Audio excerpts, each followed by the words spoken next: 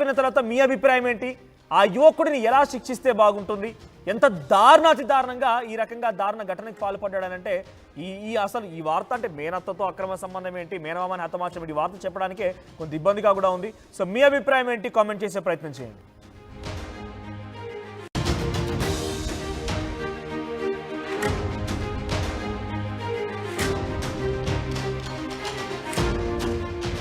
Breaking news చూస్తున్నాం. మేనత్తతో అక్రమ సంబంధం మేనమామని హతమార్చే వరకు దారితీసింది. ఈ ఘటన విజయనగరం జిల్లా కేటర్లో చోటు చేసుకుంది. మేనమామని అత్యంత దారుణంగా చంపేశాడు అల్లుడు. మేనమామ కృష్ణ భార్యతో సాయికి అక్రమ సంబంధం కొనసాగుతోంది. అయితే ఇదే విషయమై కృష్ణ సాయి అంటే మేనమామ అల్లుడి మధ్య వివాదం చోటు చేసుకుంది. కొన్ని రోజులుగా వివాదం తలెత్తుతూ ఉంది, గొడవలు జరుగుతున్నాయి, ఇద్దరి మధ్య విభేదాలు కూడా ఉన్నాయట. అయితే కృష్ణను ఎలాగైనా చంపాలని స్కెచ్ వేసిన సాయి చాలా దారుణాతి దారుణంగా మేనమామని హతమార్చాడు. ఆ తర్వాత మృతదేహాన్ని ఖననం చేశాడు సాయి.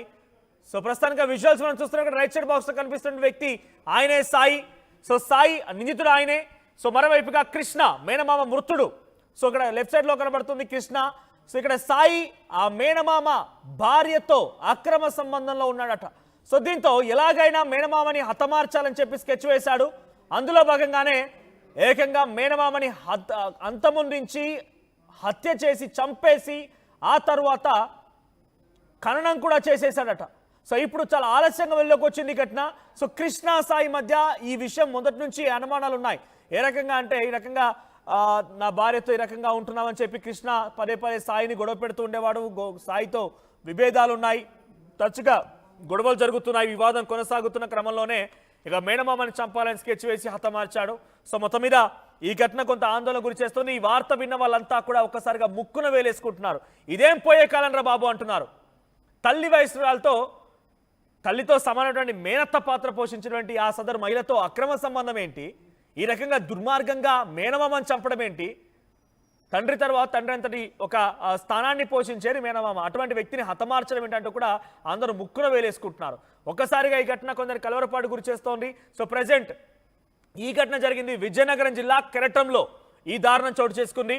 మేనత్తతో అక్రమ సంబంధాన్ని ఏకంగా మేనమామని హతమార్చే వరకు దారితీసింది. ఎస్ మరిన్ని అప్డేట్స్ ప్రతినిధి రాజేష్ సిద్ధంగా ఉన్నారు. ఎస్ రాజేష్, సో ప్రజెంట్ ఈ ఘటనకు సంబంధించి అప్డేట్స్ ఏంటి? ఎన్ని రోజులుగా సాగుతోంది వ్యవహారం? ఇటు సాయి అనే వ్యక్తి చూడడానికి యంగ్గా ఉన్నాడు, యువకుల్లా ఉన్నాడు. సో ఏంటి, తనకు మేనత్త సహకారం కూడా ఉందా? ఆ భర్తను హతమార్చేటువంటి క్రమంలో ఆ సదరు మహిళ కూడా అల్లుడికి సపోర్ట్ చేసిందా?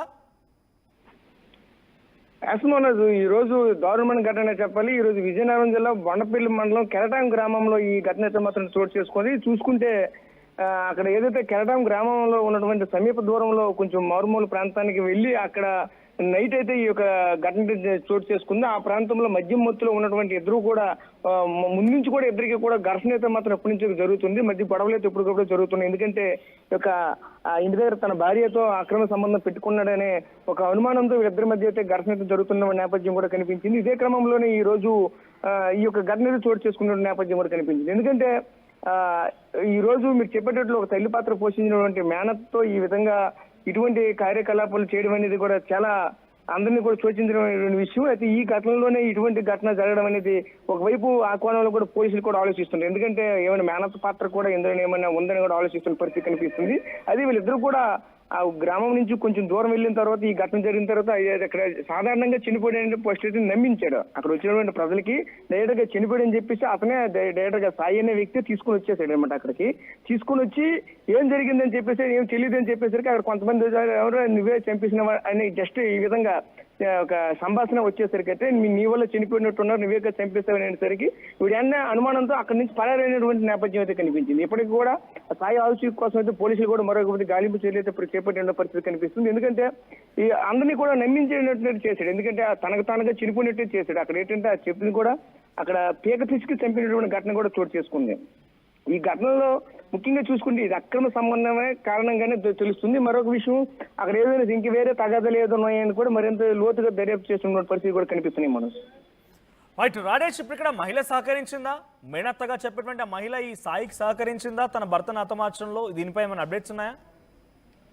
అదే ఇంకా అది ప్రజెంట్ అయితే భర్తని హతమార్చడంలో ఆ భార్య సహకరించిందా లేదనే కోణంలో కూడా పోలీసులు అయితే దర్యాప్తు అయితే చేపట్టారు. మరోవైపు ఎవరైతే ఇప్పుడు సాయి కూడా పరారిలో ఉన్నాడో అంతకుడు పరారిలో ఉన్నాడు కాబట్టి అతను కూడా ఎక్కడ ఎటువైపు వెళ్ళడం కూడా మరో గాలింపు చర్యలు కూడా చేపట్టేటువంటి నేపథ్యం అయితే కనిపిస్తుంది.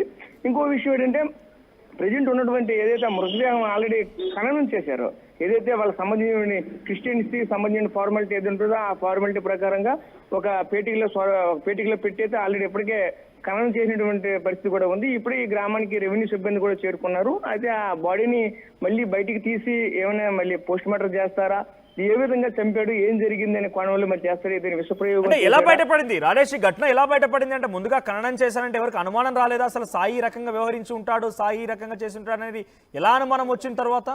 ఖననం చేసేంత వరకు కూడా ఎవరికి తెలియలేదు అనమాట. ఆ సాయి నేరుగా ఆ బాడీని తీసుకుని వచ్చాడు, అక్కడ చనిపోయాడు అని చెప్పేసి ఇద్దరు కూడా. ఎందుకంటే ఎవరికి కూడా అనుమానం రానిటువంటి పరిస్థితి, ఎందుకంటే మేనమామ కాబట్టి ఒకే కుటుంబం, ఆ కుటుంబం కాబట్టి ఆ కలహాలు ఉండాలి. చనిపోయాడు, అన్ఫార్చునేట్లీ చనిపోయాడు, హార్ట్ స్ట్రోక్ లో చనిపోయాడు, ఏదో ఒక కారణం తీసుకుని వచ్చాడు అనమాట. వచ్చేసి కొంతమంది అతనితో తోటి ఫ్రెండ్స్ ఉంటారు కదా, తోటి ఫ్రెండ్స్ కి ఈ యొక్క అక్రమ సంబంధం ముందు నుంచి తెలుసున్న కారణంగా వాళ్ళు చెప్పారనమాట, ఏదైనా అరే నువ్వే చంపేసేవేంటి అనేసరికి వీటికి ఇంకా అనుమానం వచ్చి అనమాట. ఇంక తెలిసిపోయిందేమో అనుమానంతో అక్కడి నుంచి పరారైనటువంటి ఘటన చోటు ప్రజెంట్ అయితే కనిపిస్తుంది. అంటే ఎలా హతమార్చాడు అంటే బయటికి ఏమాత్రం కూడా కుటుంబీకులకు కానివ్వండి చూసేవారికి అనుమానం రాకుండా, ఒంటిపై ఎటువంటి గాయాలు లేకుండా ఎంత అంటే ఈ రకమైనటువంటి దుర్మార్గంగా ఎలా ప్రవర్తించగలిగాడు? ఏం ఉపయోగించి అతన్ని హతమార్చే ప్రయత్నం చేశాడు? ఎటువంటి మారణాయుధాలు ఏవి ఉపయోగించకుండా నేరుగా ఓన్లీ ఎందుకంటే అప్పటికే మద్యం మత్తులో ఉన్నటువంటి కృష్ణ, ఆ మేనమామయుడు కృష్ణ మద్యం మత్తులో ఉన్నారు. ఆయనతో పాటు ఈ కుర్రవాడు కూడా, ఎవరైతే కృష్ణ అనే కుర్రవాడు కూడా అక్కడే ఆ ప్రాంతానికి వెళ్ళి సరదాగా మాట్లాడుతూ గొంతు పిసికే ప్రయత్నం చేశాడు. ఆ క్రమంలోనే పూర్తిగా చనిపోయిన ప్రాణాలు కూడా అక్కడికక్కడే ప్రాణాలు విడిచినటువంటి నేపథ్యం అయితే కనిపించింది. ఎందుకంటే ఎటువంటి మారణాయుధాలు కానీ ఎటువంటివి కూడా పట్టుకొని వెళ్లకుండా జరిగినటువంటి ఘటన చోటు చేసుకుంటుంది. రైట్ రాజేష్, సో మేనత్తతో అక్రమ సంబంధం ఉన్నట్టుగా ఆ తోటి స్నేహితులు కొంతమంది బయటపెట్టడంతో అసలు విషయం బయటపడింది. అయితే కృష్ణ కొంత మద్యం సేవించే అలవాటు ఉంది మేనమామకి, సో తప్ప తాగించాడు, ఆ తర్వాత గొంతు పిసికి హతమార్చాడు, తర్వాత ఖననం కూడా చేసేశాడు. కొంత తన తోటి స్నేహితులు ఇచ్చినటువంటి సమాచారం మేరకి అసలు సాయి విషయం బయటపడి ఇప్పుడు డైరెక్ట్గా మళ్ళీ తీసి ఆ పోస్ట్ మార్టం చేయాలా, ఆ మృతదేహాన్ని ఏం చేయాలనే విషయం పైన అధికారులు ఆలోచిస్తూ ఉన్నారు. సో ఏదేమైనా మేనమామని తండ్రి తర్వాత అంతటి స్థాయిలో సంరక్షించేటువంటి ఒక వ్యక్తిగా భావిస్తూ ఉంటారు తెలుగు రాష్ట్రాల్లో, అటువంటి సాంప్రదాయం ఉంది. కానీ ఇక్కడ సాయి అయినటువంటి ఆ యువకుడు ఏం చేశారంటే మేనత్తతో, తల్లి వయస్కురాలైనటువంటి ఆ మహిళతో అక్రమ సంబంధానికి దిగి తన మామనే హతమార్చాడు, తన మేనమామని హతమార్చాడు, తప్పతాగించి గొంతు పిసికేసి హతమార్చి ఖననం కూడా పూర్తి చేశారట. ఈ ఘటన విజయనగరం జిల్లా కెరటంలో చోటు చేసుకుంది. సో మేనమామని హతమార్చినటువంటి ఈ అంశం ఏకంగా ఎవరికి తెలియకుండా చాలా జాగ్రత్తగా ఈ యొక్క ఆ వ్యక్తిని హతమార్చే ప్రయత్నం చేసి ఖననం కూడా పూర్తి చేశాడు. కానీ కొంతమంది మిత్రుల సహాయంతో ఈ విషయం బయటపడింది. ఏదేమైనా ఈ అంశం కొంత అందరినీ ముక్కున వేలేసుకునే విధంగా, ఆశ్చర్యపోయే విధంగా, భయానికి కూడా దారితీస్తోంది. సో ప్రస్తుతానికి విజయనగరం జిల్లాలో ఈ వార్త సంచలనంగా మారింది. సో ఈ వార్త విన్న తర్వాత మీ అభిప్రాయం ఏంటి? ఆ యువకుడిని ఎలా శిక్షిస్తే బాగుంటుంది? ఎంత